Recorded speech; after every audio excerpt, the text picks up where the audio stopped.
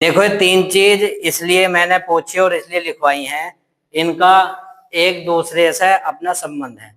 यदि तुम्हें अपने कंपटीशन एग्जाम में या किसी भी क्षेत्र में तुम्हें सफलता पानी है, एक्स वाई जेड कोई सा भी क्षेत्र है, तो तुम्हें सबसे पहले बेटा डिसिप्लिन होना पड़ेगा।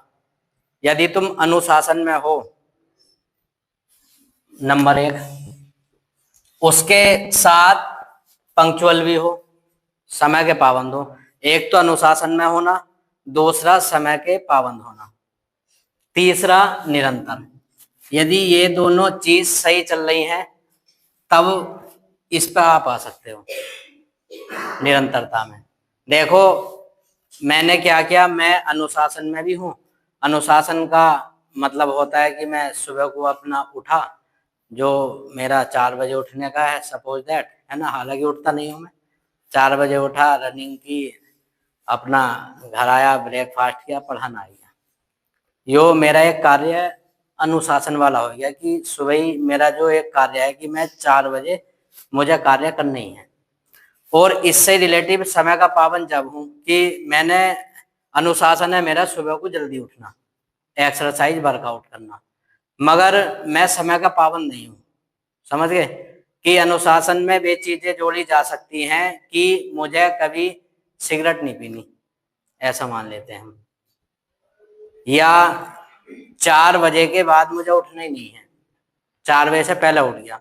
यानी कि मैंने टाइम एक तो सेट कर लिया कि 4 बजे मैंने कर लिया, मगर मेरा यो समय का पूरा नहीं पता कि मुझे 4 बजे उठना है, 3:45 पर उठना, 3:30 या 3 बजे। यानी कि मेरे पास पंक्चुअलिटी नहीं है। अब पंक्चुअलिटी कैसा आती है, मैं अनुशासन में हूँ, अनुशासन के साथ साथ मुझे पता है कि मुझे 4 बजे ही उठना है।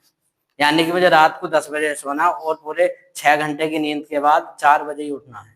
समय की पंक्चुअलिटी का मतलब होता है कि अनुशासन में तो है, मैंने आपको 8:15 पर बुलाया, आप 8:15 पर ना आगा, आप डेली कभी 8:17 पर आ जाते हैं, कभी 8:20 पर आ जाते हैं, कभी 8:12 पर आ जाते हैं, कभी 8:10 पर आ जाते हैं। तो आप समय के पंक्चुअल नहीं हो। मैंने बोला कि 8:15 पे आना, 8:15 पे मैटर स्टार्ट हो जाएगा। तुमने माइंड सेट कर रखा है कि देखो अनुशासन होता है कि सेंटर तो जाना ही है, इसमें हो तुम अनुशासित कि सेंटर तो तुम्हें जाना ही है। समय के पंक्चुअल का मतलब हो गया कि सेंटर तो मुझे जाना ही है, मगर सेंटर जाने के साथ साथ 8:15 का मैटर 15 पे ही लिखना है। ये होगी पंक्चुअलिटी तुम्हारी कि सेंटर जाना है तो मैं 8 बजे पहुंचू या 8:10 पहुंचू, वो मेरा एक अनुशासन है। पंक्चुअलिटी है कि 8:15 का मैटर मुझे लिखना ही है। अनुशासन में भी हो गया और 8:15 का मैंने मैटर भी लिखा।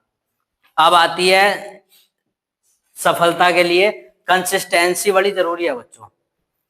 यदि हम कंसिस्टेंस नहीं हैं तो ये दोनों चीज हमारी बेकार हो जाएंगी। देखो तुम्हारा अनुशासन भी और तुम्हारी निरंतरता नहीं, ये समय की पाबंदी क्यों हो जाएगी। अब अपने आप से ही तुम यही सोच लेना, अभी तुम्हें मैं इमेजिनेशन करा दूंगा, इमेजिन कर लेना अपने माइंड में कि जो बच्चा मेरे पास शुरू से पढ़ लिया है और जो बच्चा बीच बीच में आता है और बीच बीच में चला जाता है, उसमें और उसमें बहुत बड़ा फर्क होगा। वो आज 100 के मैटर पे है, जो 2 महीने पढ़ा, निरंतरता नहीं बढ़ती और अपना चला गया, तो वो 80 पे भी हो सकता है, 60 पे भी हो सकता है, शायद किताब भी निकाल लिया हो। वो अकॉर्डिंग टू टाइम की कितने टाइम के लिए उसने अपना मैटर स्किप किया है। तो बेटा देखो निरंतरता बड़ी जरूरी है। जब तुम्हें स्टेनो बनना है, शॉर्ट हैंड के थ्रू ही बन सकते हैं हम, है ना, स्टेनो बिना शॉर्ट हैंड के तो नहीं बना जा सकता। तो सबसे पहले जो मेरा टाइम है, मैं लेट आ सकता हूँ क्योंकि मैं टीचर हूँ, मगर तुम्हारा कर्तव्य नहीं है कि तुम मुझसे बाद में आओ। तुम्हारे लिए टाइम सेट है कि 8:15 पे मैं मैटर बोल दूंगा, भले ही मैं 8:30 पे बोलूँ, ठीक। हालांकि पंक्चुअल मुझे भी होना चाहिए। ये तीनों चीजें मेरे साथ भी लागू हैं, स्टूडेंट के लिए नहीं होती है, टीचर और स्टूडेंट दोनों के लिए होती है, मगर मेरे लिए एक छूट इसलिए है क्योंकि मैं टीचर हूँ, कहीं ना कहीं तुमसे एक स्टेप आगे खड़ा हूँ। क्योंकि इस चीज का मुझे पता है कि मैं लेट हो सकता हूँ, मगर तुम्हें नहीं पता ना कि भैया लेट आएंगे। तुम्हें तो यही पता होना चाहिए कि 8:15 पर हमारा मैटर खुल जाएगा, तो आपको 8:10 पर यहाँ जाना है। यदि तुम इन तीनों चीजों के साथ 1 साल अपने लिए लगा दो। 1 साल, केवल 1 साल। ये तीनों चीजें कंसिस्टेंसी, देखो मेन है इनमें कंसिस्टेंसी। अगर तुम्हारी वो निरंतरता टूट गई तो तुम टूट गए, तुम कभी भी किसी भी फील्ड में सफल नहीं हो सकते। सफलता का मूल मंत्र कंसिस्टेंसी है बच्चों। देखो, डिसिप्लिन होते हुए पंक्चुअल भी रहना है, प्लस कंसिस्टेंसी भी बनाए रखनी है। क्या होता है, मैं तुम्हें एक एग्जांपल दे दूं। हमारे बिहार के एक दशरथ मांझी हुए हैं, तुमने माझी द माउंटेन मैन मूवी देखी होगी। एक छेनी एक हथौड़े से उसने बहुत बड़ा पहाड़ काट दिया था और एक बहुत कई मील लंबा रास्ता बना दिया। वो उन्होंने नहीं बनाया, उनकी कंसिस्टेंसी ने बनाया, निरंतरता।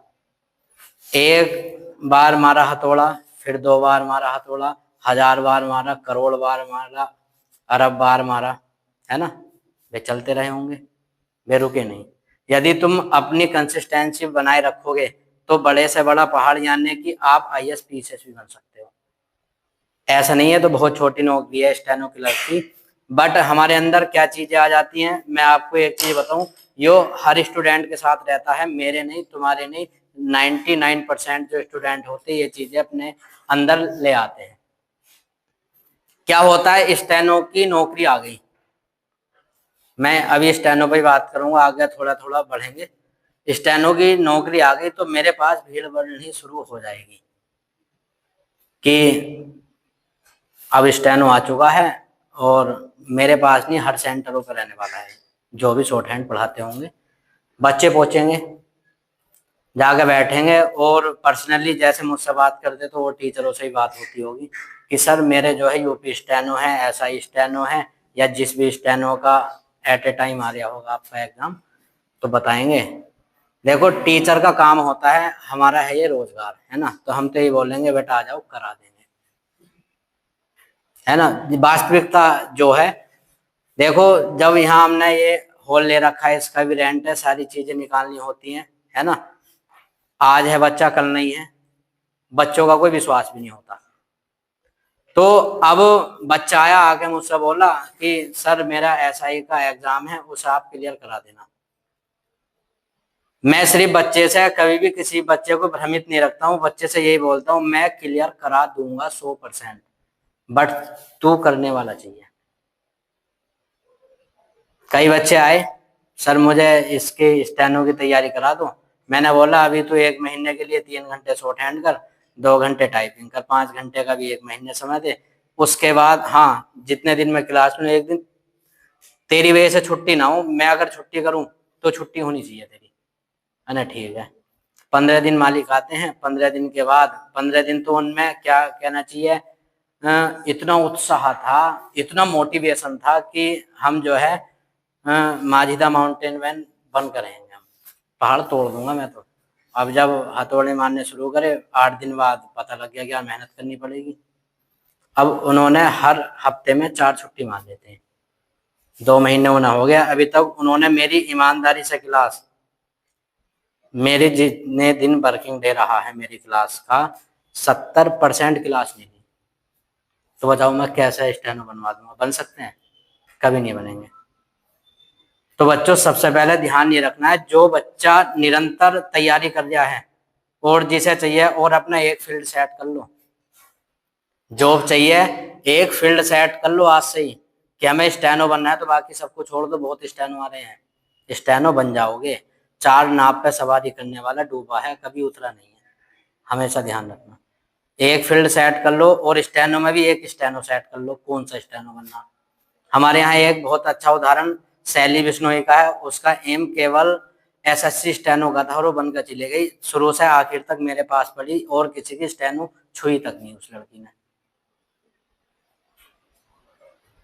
यदि मुझ में कमी होती तो वो लड़की भी शायद स्टेनो ना बनती, जो पहले दिन से और अंतिम दिन तक वो लग चुकी है। यानी कि बच्चों, कमी आप लोगों के अंदर होती है। देखो, टीचर कोई भी बुरा नहीं होता, कमी हमारे अंदर क्या रहती है, हम कंसिस्टेंसी तोड़ देते हैं। हम क्या करते हैं कि स्टेनो आए तो स्टेनो पे लग गए, पुलिस आई तो पुलिस पे लग गए, सम हो गए, पटवारी लेखपाल जो है उसके पीछे भागना शुरू हो गया। तो इस तरीके से कभी भी सफल नहीं हो पाओगे। अपने जो तुम्हारे दृढ़ निश्चय हैं, जो तुम्हारे अंदर से आत्मा बोलती है, उन पर कार्य करना शुरू कर दो। अपने फैसले खुद लेने शुरू कर दो, घर वालों पर मत जाना। देखो वे तो आपको पढ़ाएंगे, मजबूरी नहीं है, वो चाहते हैं कि हमारे जो बच्चे हैं उन्हें अच्छा जीवन मिले, जो परेशानियां हमने फेस की हमारे बच्चों को ना मिले। तो इसलिए अपने अंदर की आवाज सुनो। अगर मन नहीं करता कि स्टेनो नहीं बनना, घर को के दबाव में मत करो, छोड़ दो। जिस फील्ड में तुम्हारा मन करता उस फील्ड पर कार्य करो, तब देखना कितनी जल्दी सफल हो जाते हो। देखो एक चीज ध्यान रखना, समय लग सकता है मगर तुम हर बार फेल नहीं हो सकते। और एक चीज और ध्यान रखना, हमें अपने लिए एक ही बार सक्सेस होना, नौकरी एक बार लेनी, एक पद लेना बस, उस पद के लिए एक बार सक्सेस होना बस। समझ रहे हो नहीं? सिर्फ देखो तुम्हारी नौकरी लग जाएगी तो क्या करोगे पढ़ाई करके, फिर सोचो, करोगे? हाँ, ऐसा हो सकता है कि आप उससे ऊपर लेवल की तैयारी शुरू कर दो, वो एक अलग बात है, मगर फिर आप स्टेनो क्लर्क की तैयारी नहीं करेंगे, करोगे? भाई जब आप सक्सेस होगे, आपकी जेब में 50-60 हजार रुपये महीने का आ रहे हैं, तो आप उस चीज की तैयारी नहीं करोगे, फिर आप ऊपर की तैयारी करोगे। और मेरा मार्गदर्शन हमेशा यही रहेगा कि आप जिस पद पर भी हो तो कभी भी रुकना मत। देखो तुम लोग बहुत अच्छे हो, पढ़ाई में बहुत अच्छे हो, तो इस पढ़ाई को आगे गेन करते रहना, अपने पद, अपना मान मर्यादा प्रतिष्ठा बढ़ाते रहना। देखो जो व्यक्ति रुक गया वो एक मृत व्यक्ति के समान होता है, तो इसलिए निरंतरता बड़ी जरूरी है। चूहे दौड़ में मत फंसना। देखो चूहे दौड़ में तो हमें रहना ही है, जब ड्यूटी करेंगे तो आना जाना लगा रहेगा। उससे अलग भी हमारे पास नौकरी का मतलब है फाइनेंशियल स्ट्रांग हो चुके। एक बर्डन जो माइंडली प्रेशर आज आपके पास है वो आगे नहीं रहने वाला नौकरी के बाद। फिर आपके जो अगले टारगेट्स हैं उसके लिए कार्य करो। तो इन चीजों पे विशेष ध्यान रखो अपना। और बेटा सबसे मेरा ये आग्रह रहेगा, टाइम की पंक्चुअलिटी अपने अंदर ले आओ। यदि तुम इस चीज से दूर रहोगे तो सफलता तुमसे दूर हो जाएगी। और बार बार ये कहना रहेगा, बाल दिवस शिक्षक दिवस तभी रहेगा मेरे लिए जब तुम लोग नौकरी लेकर मेरे पास आओगे, तभी मेरे लिए ये समारोह भी बनेगा। ठीक है, आज के लिए इतना ही है, कल अपना समय